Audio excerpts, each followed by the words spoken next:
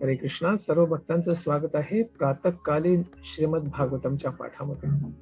आपण श्रवण करीत आहोत श्रीमद भागवतमचा दुसरा स्कंद विसर्ग याच्या अंतर्गत अध्याय 6 पुरुष सुक्ताची पुष्टी भाग दुसरा. आपण श्रवण केलं. नारद मुनींनी विचारलेल्या प्रश्नाचे उत्तर ब्रह्माजी देत आहेत. यक्ष याचं उत्तर ब्रह्माजींनी दिलेलं आहे की भगवंतच ह्या जगताचे भौतिक आणि प्रभावशाली कारण आहेत, स्त्रोत आहेत. श्लोक संख्या 1 ते 16 पर्यंत चर्चा झालेली आहे. भौतिक कारण कसे आहेत भगवंत, अर्थात गर्भोदकशाही विष्णू यांचे सर्व अवयवच या जगतामध्ये मूलभूत घटक असतात. भगवंतांपासूनच सर्व घटक निर्माण झालेले आहेत आणि त्यांच्याद्वारेच संपूर्ण जगतामधल्या सर्व विभूती ह्या उत्पन्न होत असतात आणि त्यांच्याद्वारेच सर्व जीवांची ही निर्मितीही केली जात असते. सर्व देवता, तन्मात्रा, सर्व प्रकारचे तत्व हे भगवंतांपासूनच निर्माण होत असतात. याचं श्रवण आपण आधीच्या कथेमध्ये केलेलं आहे. जरी हे भगवंत यांच्यापासून हे सर्व जग उद्भूत आहे, निर्माण झालेलं आहे, तर हे जग भगवंतांच्या शरीरापासून जरी बनलेलं आहे तरीही भगवंत भौतिक नाही. भगवंत हे सर्वथा दिव्य आहेत, कारण ते या जगताच्या सर्व तत्वांच्या पलीकडे आहेत, आध्यात्मिक आहेत, दिव्य आहेत. भगवंत परमात्मा रूपामध्ये प्रभावशाली कारणही आहेत. आता भौतिक कारणाबद्दल तर ब्रह्माजींनी सांगितलं की भगवंत या जगताचं भौतिक कारण आहेत, परंतु परमात्मा रूपामध्ये या जगतामध्ये प्रवेश करणारे तेच भगवंत प्रभावशाली कारणही आहेत. स्वधिष्ण्यं प्रपतन प्रतपन प्राणो बहिश्च प्रतपत्यसौ एवं विराजं प्रतपं स्तपति अंतर्बहिर्पुमान. सूर्य आपल्याद्वारे जे विकिरणांचा विस्तार करतात त्याच्याद्वारे आत आणि बाहेर, अंतर्बहिश्च, आत आणि बाहेर प्रकाश वितरित करत आहेत. त्याच प्रकारे भगवंत आपलं जे विराट रूप आहे त्याचा विस्तार करतात आणि त्या विस्ताराद्वारे या सृष्टीमधल्या प्रत्येक वस्तू आतून आणि बाहेरून त्याचे पालन करीत असतात. कारण अंडांतरस्थ परमाणुचयांतरस्थ या जगतातल्या सर्व तत्वांमध्ये परमात्मा सदा सर्वदा असतात. त्यामुळे ते सर्व गोष्टींचं काय करतात, सर्वथा पालन करीत असतात. आणि बाहेरून अर्थात परमात्मा स्वतः भगवंत क्षीरदक्षाई विष्णू रूपामध्ये आपल्या लोकांमध्ये निवास करतात आणि देवता तिथे जाऊनही त्यांची मदत सदा सर्वदा प्राप्त करीत असतात या जगताच्या पालनासाठी. तर ब्रह्माजींकडे सर्व देवता आपली विनवणी घेऊन जातात की आम्ही हे संरक्षण करू शकत नाही या जगताचं, कृपया आपण मदत करा. मग ब्रह्माजी सर्व देवतांना घेऊन जातात क्षीरोदक सागरापाशी. तिथे जाऊन पुरुष सुक्ताची गुणगान करून याच प्रार्थनांचं गुणगान करतात. भगवंत प्रसन्न होतात. दर्शन देत नाही, परंतु हृदयामध्ये ब्रह्माजींना सर्व ज्ञान प्रकट करतात की कशा पद्धतीने या जगताचं पालन केलं जाऊ शकतं. आणि ब्रह्माजी सर्व देवतांना सांगतात की भगवंतांनी उत्तर दिलेलं आहे, आता आपण निघूया.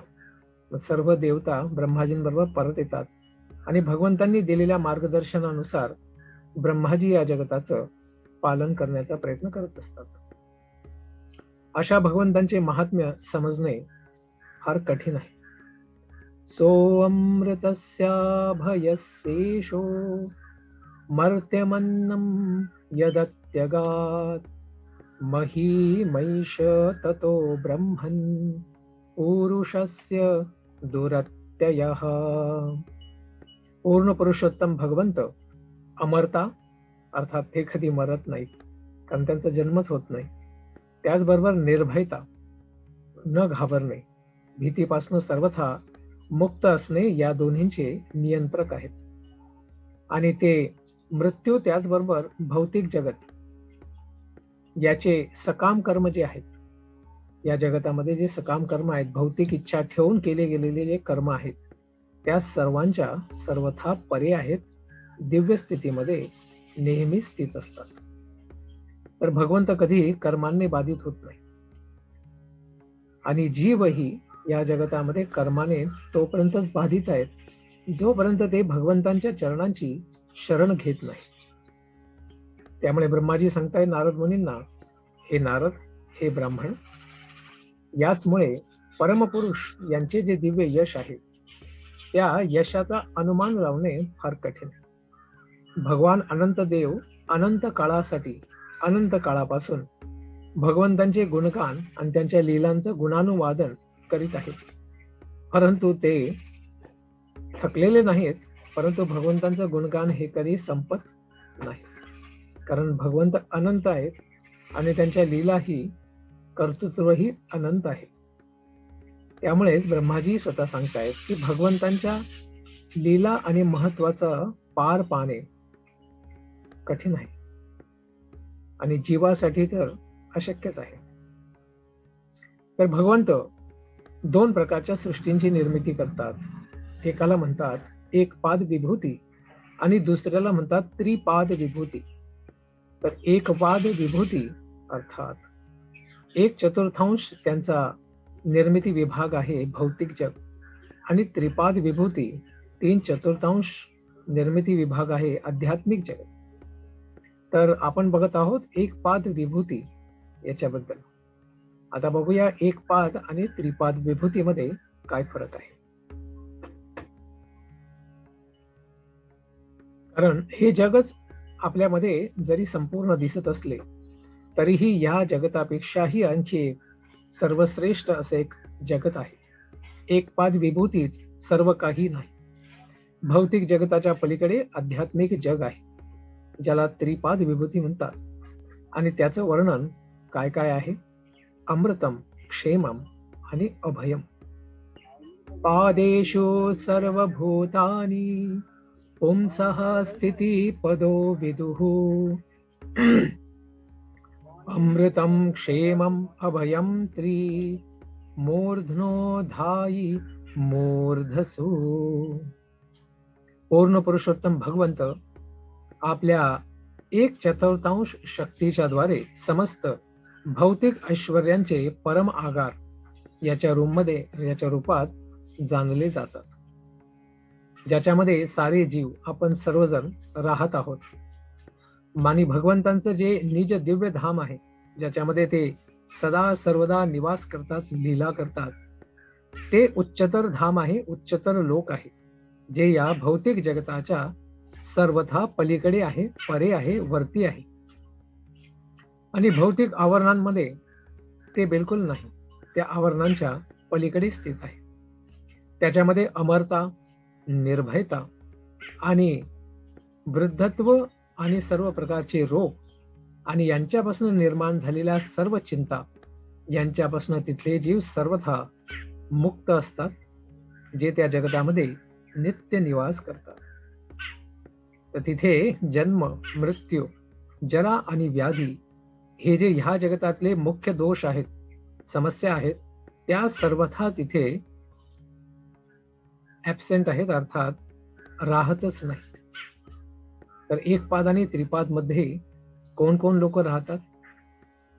पादास्त्रयो बहिश्चासन प्रजानां य आश्रमाः अंतस्त्रीलोक्यास्त्वपरो गृहमेधो बृहद व्रतः.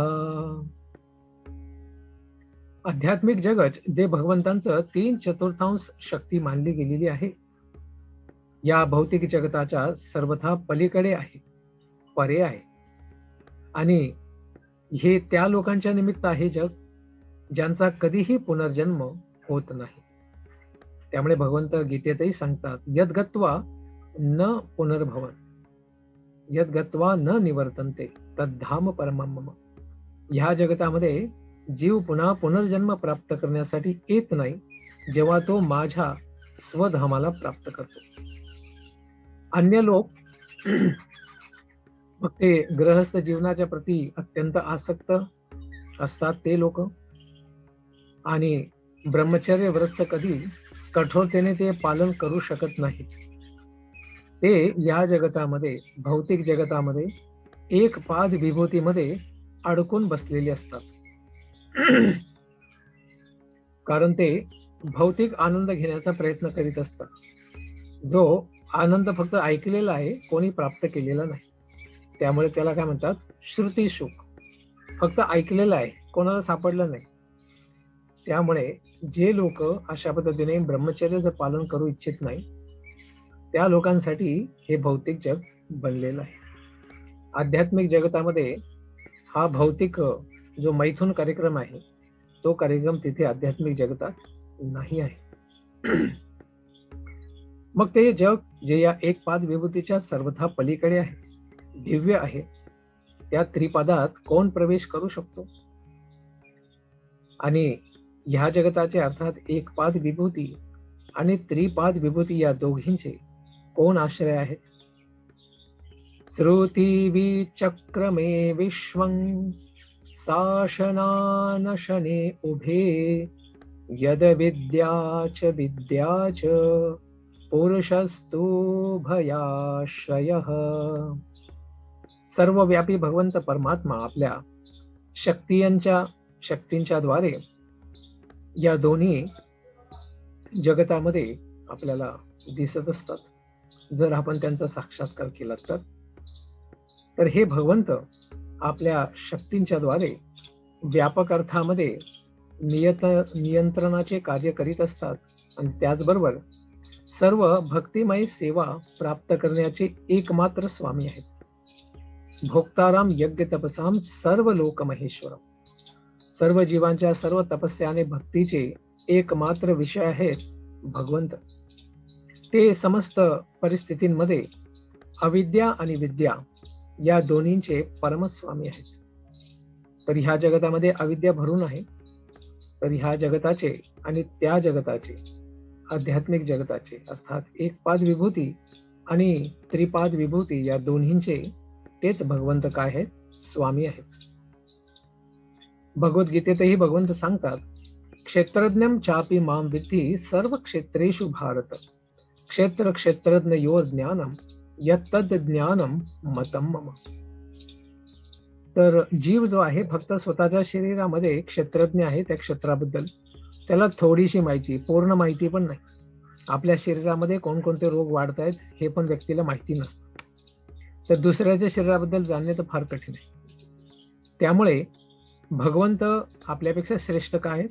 ते आपल्या शरीरालाही सर्वथा जाणतात आणि दुसऱ्याच्या पण शरीरांना सर्वथा जाणतात. सर्व क्षेत्रेषु भारत. अर्जुनाला ते सांगतायत की मी सर्व क्षेत्रांबद्दल परिपूर्ण ज्ञान ठेवतो, फक्त ह्या जगतात नाही, आध्यात्मिक जगतात सुद्धा.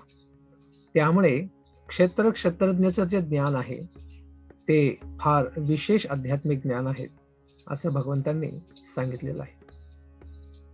तर जीव हा फार तोटका आहे, तो संपूर्ण ज्ञान प्राप्त करू शकत नाही. भगवंतांना शरण करून, शरणागती प्राप्त करून तो त्याला जेवढं आवश्यक आहे तेवढं ज्ञान प्राप्त करू शकतो, आणि त्याने तो सर्वथा सुखी होऊ शकतो. भगवंत एक पाद विभूती निर्माणही करतात आणि त्याचं पालनही करतात. फक्त निर्माण करून सोडून नाही देत, त्याचं पालनही करतात. परंतु कसं करतात? ते त्यांच्या शक्तींच्या द्वारे ते करतात, स्वतः नाही करत. परंतु स्वतःच्या भक्तांचं पालन ते शक्तींद्वारे नाही, स्वतः पालन करतात. तर हा फरक आहे. याचा अर्थ आहे की भगवंत एकपाद विभूतीशी आसक्ती ठेवत नाही, तर ते अनासक्तीचा भाव त्यांच्यामध्ये आहे. यस्मा दंडम विराट जज्ञे भूतेन्द्रिय गुणात्मकः तद्द्रव्यं मत्यगाद विश्वं गोभिः सूर्य इवातपन्. भगवंत हे सारे ब्रह्मांड, त्याचबरोबर समस्त भौतिक तत्व आहेत, गुण आहेत, त्याचबरोबर इंद्रिय आहेत, यांनी युक्त असणारे विराट रूप त्यांच्यापासूनच उत्पन्न होत असते. तरीही ते सगळे भौतिक जे प्रकटीकरण आहेत, निर्मिती आहेत, यांच्यापासून सर्वथा पृथक अर्थात वेगळे राहत असतात. ज्या पद्धतीने सूर्य आपली किरणे सर्व दूर पसरवितात आणि त्याच्याद्वारे सर्वांचं पालनही करतात, सर्वांना आश्रयही देतात, पण तरीही त्या किरणांपासून आणि त्या किरणांच्या बरोबर पाठवलेली आपली शक्ती जी उष्मा आहे, उष्णता आहे, त्या उष्णता आणि किरणांपासून ते सर्वथा वेगळे असतात. हे त्यांच्या काय आहेत, विभक्त शक्ती आहेत, ज्या त्यांच्यापासून बाहेर येऊन दुसऱ्या जीवांचं पालन करीत असतात. त्याच पद्धतीने भगवंतांनी निर्माण केलेल्या शक्ती, जीवही त्यांची शक्ती आहे, भौतिक जगही त्यांची शक्ती आहे आणि माया शक्तीही त्यांची शक्ती आहे. तर भगवंत या भौतिक जगताच्या शक्तीच्या द्वारे सर्व जीवांचं पालन करतात. परंतु भगवंत या भौतिक सृष्टी, प्रकृती, जीव या सर्वांपासून वेगळे आहेत, कारण ते आपल्या गोलोक धामात केवळ आनंद प्राप्त करतात. हे ब्रह्माजी स्वतः ब्रह्मसंहितेत सांगतात. आनंद चिन्मय रस प्रतिभाविताभी ताभीर्य एव निज रूपतया कलाभिः गोलोक एव निवसत्यखिलात्मभूतो गोविंदमादि पुरुषम तमहं भजामि. अत्यंत चिन्मय अशा आनंद धामामध्ये, गोलोक धामामध्ये ते निवसती अखिलात्मभूतो, तिथे सर्वदा निवास करतात आणि तेच आपल्या विस्तारित परमात्मा रूपाने सर्व जीवांच्या हृदयामध्येही निवास करतात. अशा गोविंद भगवंतांना मी नमस्कार करतो, असं ब्रह्माजी स्वतः म्हणत आहे. तर ब्रह्माजी स्वतः हे दिव्य ज्ञान वेदांमधून सांगत आहेत, जे भगवंतांच्या कृपेने त्यांच्या हृदयात सर्वथा प्रकट झाले होते. परंतु फक्त त्यांना ज्ञानच आहे की काही साक्षात्कार किंवा अनुभवही आहे या ज्ञानाचा? तर ब्रह्माजींना या ज्ञानाचा अनुभवही आहे, साक्षात्कारही आहे. त्यामुळे आपण सांगितलेल्या दिव्य ज्ञानाचं ते काय करतायत, स्वतःच्या अनुभवाची जोड देऊन सिद्धी देत आहेत, सिद्ध करीत आहेत आणि सांगतायत की भगवंत ह्या जगताचे भौतिक कारण आहेत. ब्रह्माजी भगवंतांची जेव्हा पूजा करण्याची इच्छा करतात, कारण ते पहिलं बाळ आहे भगवंतांचं या जगतातले, तर भगवंतांची पूजा करण्याचा भाव साहजिकच आहे, स्वाभाविकच आहे, नैसर्गिकच आहे. तर भगवंतांची कशी पूजा करावी, तर ते बघतात की भगवंतांचे अवयव सोडून ह्या जगतामध्ये दुसरं काहीही नाही आहे. यदास्य नाभ्यान लीना दहमासं महात्मनः नाविदं यज्ञ संभारान पुरुषावयवानृते. जेव्हा मी भगवंत महापुरुष महाविष्णू यांच्या दिव्य नाभी कमलापासून उत्पन्न झालो, अर्थात महाविष्णूंचे विस्तार गर्भोदक्षाय विष्णू यांच्या नाभी कमलापासून माझा जन्म झाला होता, तेव्हा मी भगवंतांची पूजा करण्याची इच्छा केली.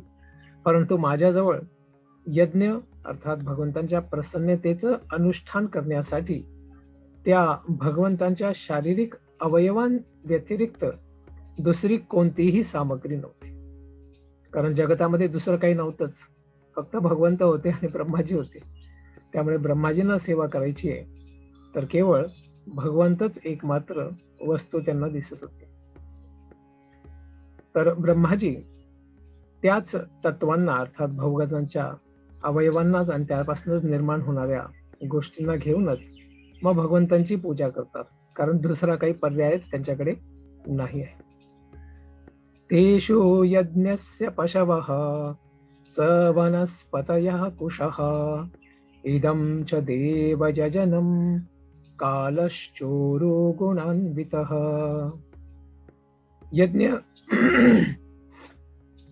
यज्ञ उत्सवांना संपन्न करण्यासाठी फूल, पान, कोशा घास, त्याची चटई याच्यासारखे जे यज्ञ सामग्री आहेत, त्याच्या बरोबरच यज्ञाची वेदी, यज्ञकुंड आणि उपयुक्त समय, योग्य वेळी योग्य तिथीवरती यज्ञ संपन्न केले पाहिजे. याला वसंतही म्हणतात. यांची पण आवश्यकता असते, त्याशिवाय यज्ञ होऊ शकत नाही. वस्तुन्योषधयः स्नेहा रसलोह मृदो जलम रिचो यजुंषी सामानी चातुर्होत्रम च सत्तम. यज्ञासाठी आणखी काही आवश्यक गोष्टी आहेत.